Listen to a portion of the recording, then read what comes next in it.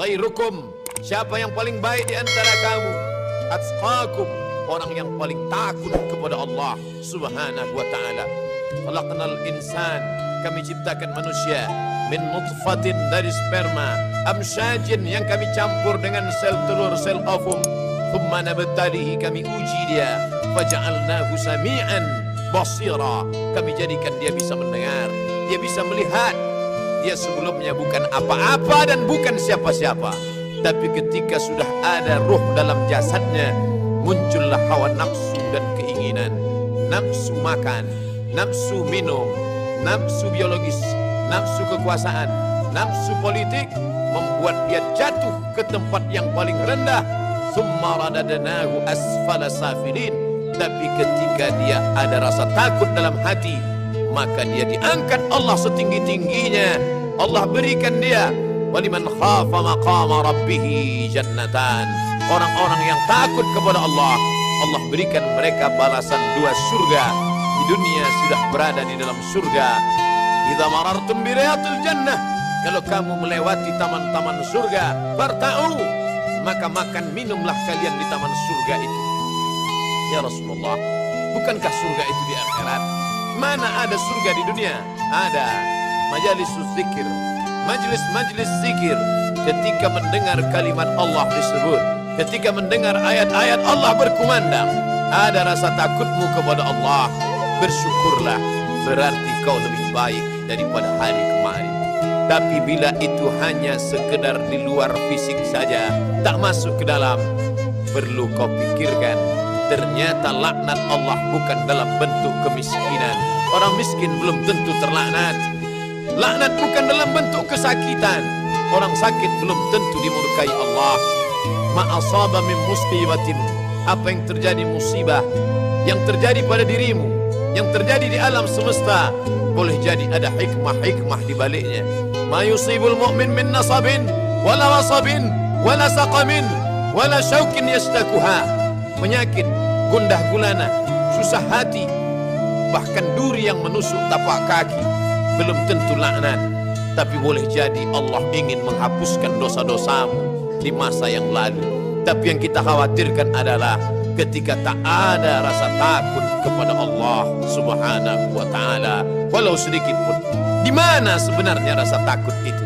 Apakah di mata? Apakah di telinga? Apakah di otak? Apakah di kaki? Sesungguhnya rasa takut itu ada di dalam segumpal bagian dari tubuh.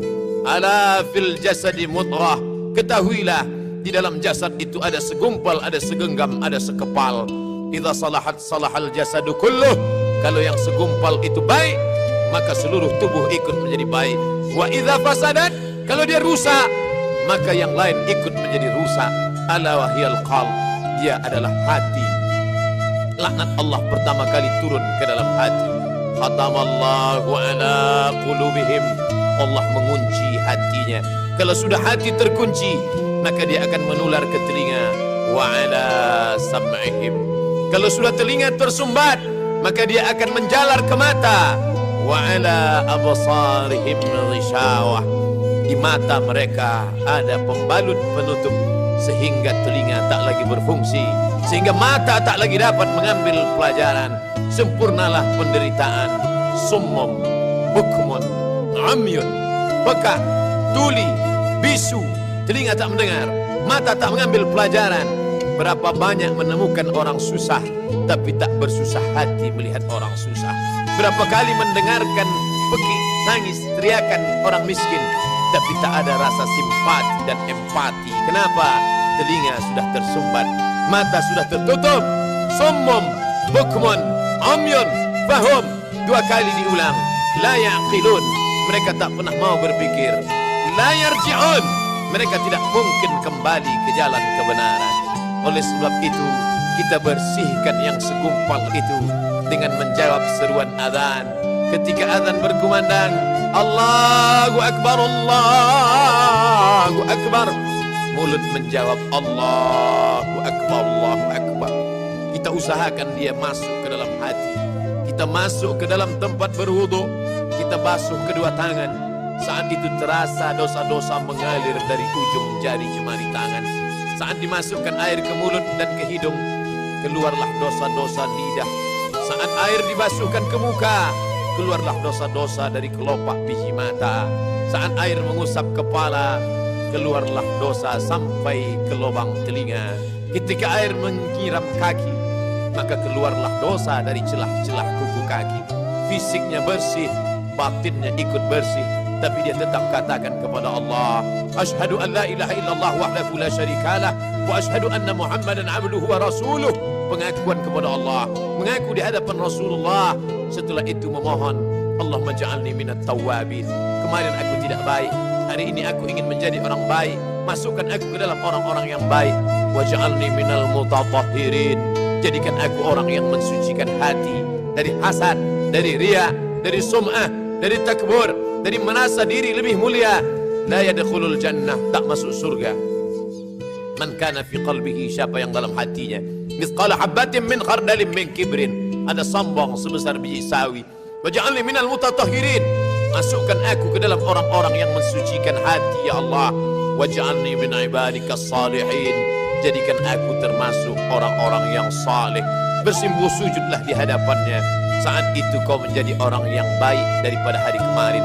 Walaupun di daerahmu kau termasuk orang yang miskin, walaupun di daerah lingkunganmu kau termasuk orang yang tak ada kuasa, tak ada jabatan apa-apa, tapi di hadapan Allah, ja'alnakum khalaqnakum min nafsin wahidah wa ja'alnakum syu'uban wa qabaila. Kami jadikan kamu bersuku-suku, berbangsa-bangsa, tapi yang paling mulia di hadapan Allah, inna akramakum indallah. Yang paling mulia bukan yang paling tinggi jabatannya, yang paling mulia bukan yang paling banyak hartanya, yang paling mulia akramakum indallah atqakum, orang yang paling takut, orang yang paling ada rasa khawatir di dalam dirinya.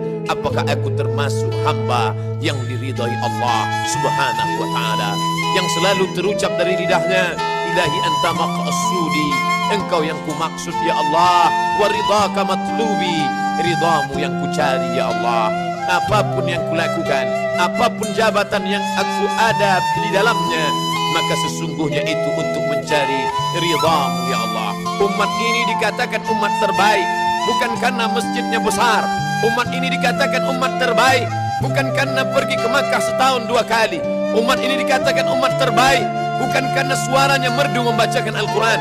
Umat ini dikatakan umat terbaik bukan karena suara lantang menyampaikan khutbah.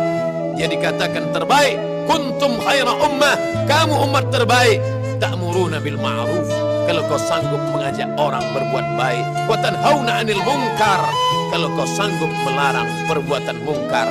Yang sanggup dengan tangannya, yang sanggup dengan kekuasaannya, yang sanggup dengan jabatannya. Man ra'a minkum mungkaran, siapa di antara kalian melihat kemungkaran, falyughayyirhu biyadihi, robah dengan tangan. Ketika tanda tanganmu masih berlaku, ketika kekuasaan ada dalam genggaman tanganmu, pakailah dia menegakkan agama Allah. Orang yang paling rugi adalah orang yang pernah menerima jabatan, orang yang pernah menerima kekuasaan, tapi tidak dipakai menolong agama Allah.